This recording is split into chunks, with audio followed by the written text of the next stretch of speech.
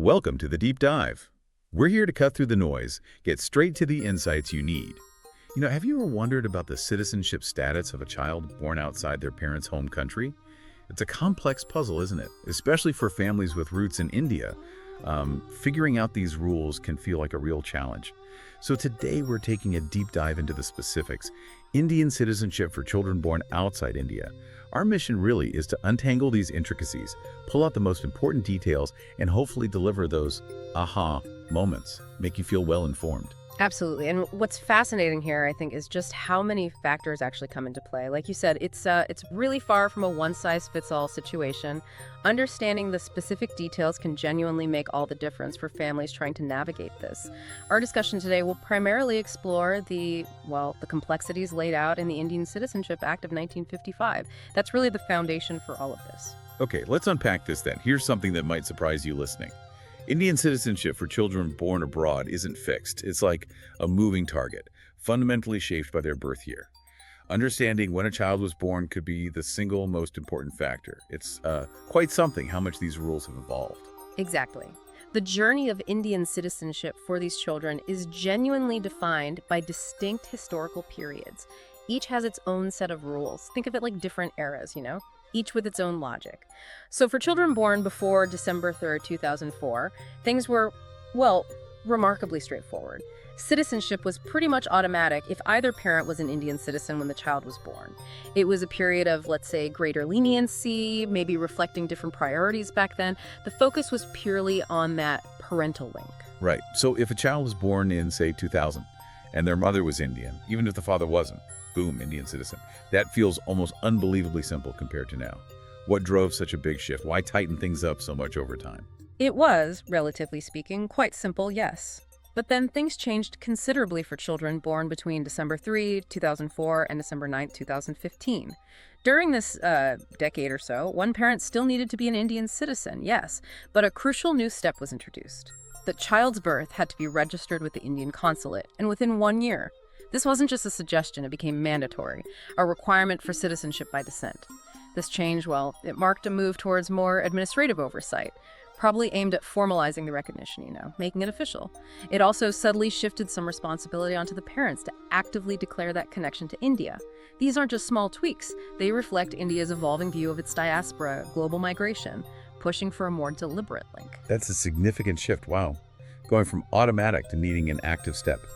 And I bet that deadline, that 1-year window, became a major headache, a point of concern for many families. What happened after 2015? Did they get even stricter? They did, indeed. For children born after December 10, 2015, the conditions became even more stringent.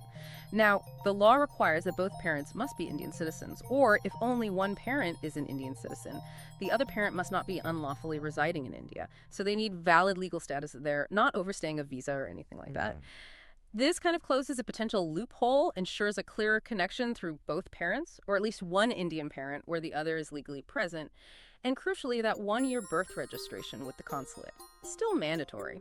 This really highlights a policy shift, a move towards a stronger, more intentional tie to India for children born abroad, maybe managing global movement better or reinforcing national identity. So, okay, what does this all mean for you, the listener, if you're trying to figure out your own or a family member's status?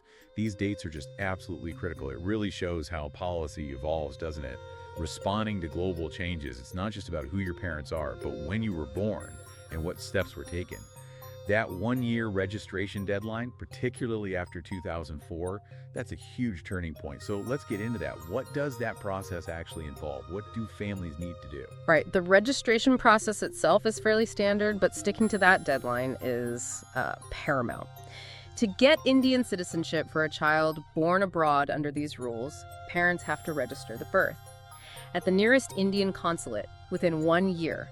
It's not just paperwork, it's a critical legal step.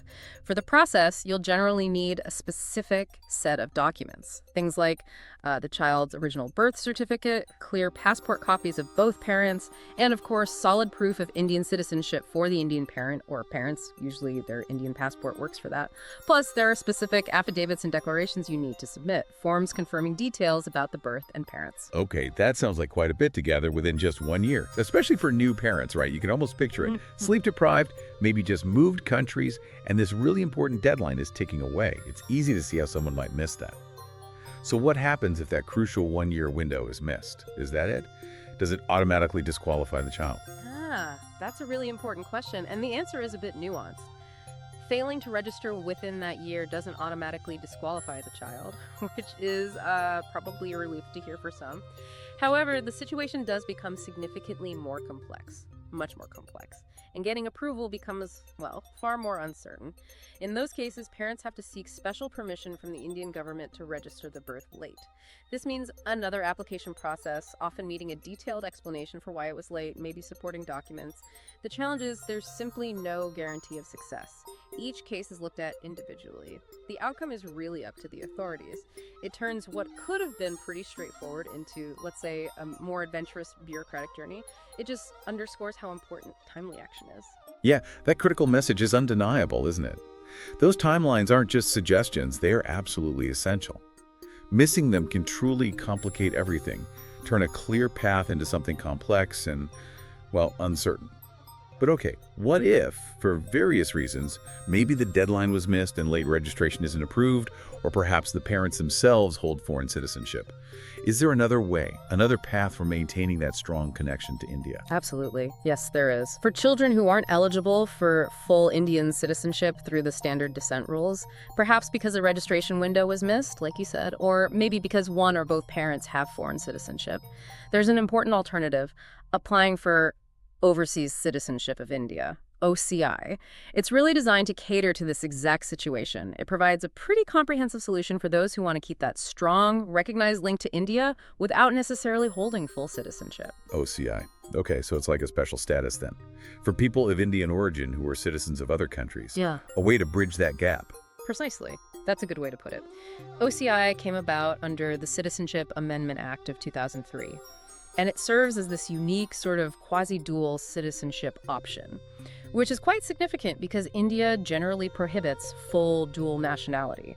What OCI offers is a set of very practical, very appealing benefits. Key among them are long-term residency rights in India. OCI holders can live and work in India indefinitely. They also get visa-free entry to India, which makes travel super convenient. And beyond that, there are various other economic and educational benefits. It essentially grants many of the rights Indian citizens have. So yeah, it makes it a very attractive option for the Indian diaspora. That does sound incredibly practical, offering so many perks without full citizenship. It almost sounds, too good to be true in some ways. But understanding the limitations must be just as important as knowing the benefits, right? What are the things an OCI holder can't do? You've hit on a crucial point there. Yes, understanding the limitations is vital.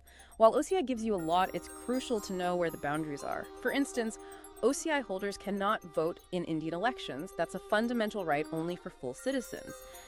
They also cannot work in government jobs. Those are typically reserved for Indian nationals. And furthermore, they're ineligible to hold public office. So yes, OCI offers a lot of freedom, but for someone maybe looking to fully integrate politically, these are definite limitations to consider. These points really underscore that OCI isn't the same as full citizenship. It's a special status designed to facilitate that long-term connection, but it stops short of full political rights and some public service roles. It's really about finding the right pathway for your unique circumstances, understanding exactly what that pathway offers, and importantly, what it doesn't. Okay, so let's do a quick recap of what we've discussed. We've really unpacked how eligibility for Indian citizenship by descent hinges on, well, three core things. The child's date of birth, that's huge. Then, the parentage and their nationality status. And finally, the surprisingly strict timelines for registration. We've also highlighted OCI as a very viable, robust alternative for many people, especially those who might not qualify for full citizenship or whose parents have foreign nationality. But, crucially, we've also noted its specific boundaries and limitations. Exactly. And if we connect this to the bigger picture, it just underscores how important it is to be proactive, to be well-informed when you're navigating these international legal frameworks. This kind of knowledge isn't just, theoretical stuff. It directly impacts real lives, family connections, future opportunities. And a strong recommendation for absolute clarity, or if you need assistance, especially if your case falls outside the standard guidelines or if you've missed a deadline. Consulting Indian consular services directly is highly, highly recommended. Their expertise can provide really invaluable guidance. We certainly hope this deep dive has provided you with clarity and a thorough understanding of this important subject matter. Wishing you all the best as you navigate these crucial considerations. And we will meet again with another important matter again soon.